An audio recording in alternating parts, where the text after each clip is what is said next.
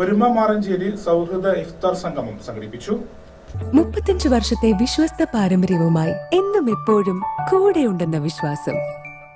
Basit wedding mall, Basith arcade, Poonkottukulam, Tirur.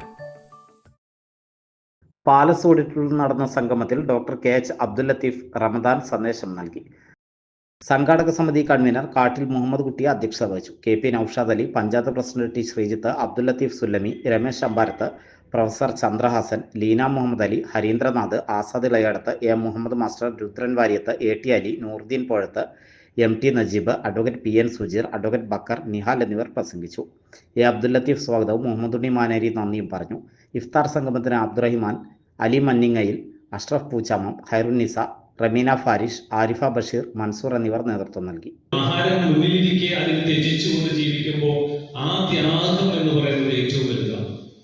പക്ഷേ അതിൻ്റെ പ്രയാസങ്ങളെക്കുറിച്ചും അതിൻ്റെ പലതരത്തിലുള്ള മാനങ്ങളെക്കുറിച്ചും പറയുമ്പോൾ ഇന്ന് ഈ ചുരുങ്ങിയ സമയത്തിൽ എനിക്ക് നിങ്ങളെ ഓർമ്മിപ്പിക്കാനുള്ളത്, മനുഷ്യൻ എപ്പോഴും അവൻ ത്യാഗം സന്നിധനാകുമ്പോൾ, ത്യാഗം ചെയ്യാൻ തയ്യാറെടുത്ത് വരുമ്പോൾ അവന് കിട്ടുന്ന അതിൻ്റെ ബൈ പ്രോഡക്റ്റ് എന്ന് പറയുന്നതിൻ്റെ പേരാണ് യഥാർത്ഥത്തിൽ സന്തോഷം. രാത്രി കരയുന്ന ഉണ്ണിയെ തോളിലിട്ട് താരാട്ടുപാടി നടക്കുന്ന ഒരമ്മ പുലർച്ചകാലം വരെ ഉറങ്ങാതിരിക്കുമ്പോൾ വലിയ ത്യാഗമാണ് അവർ സഹിക്കുന്നത് എന്ന് നമുക്ക് മനസ്സിലാക്കാം. അവരുടെ ഉറക്കം ഇല്ലാതെയാവുന്നു. അതല്ലെങ്കിൽ പ്രായം ചെന്ന് കിടക്കുന്ന മാതാപിതാക്കളെ ശുശ്രൂഷിക്കാൻ വേണ്ടി ഉറക്കം കളഞ്ഞുകൊണ്ടിരിക്കുന്ന മക്കൾ ത്യാഗമാണ് ചെയ്യുന്നത്. പക്ഷേ അവരുടെ ഉള്ളിലൊക്കെ രൂപപ്പെടുന്ന ഒരു സംഗതി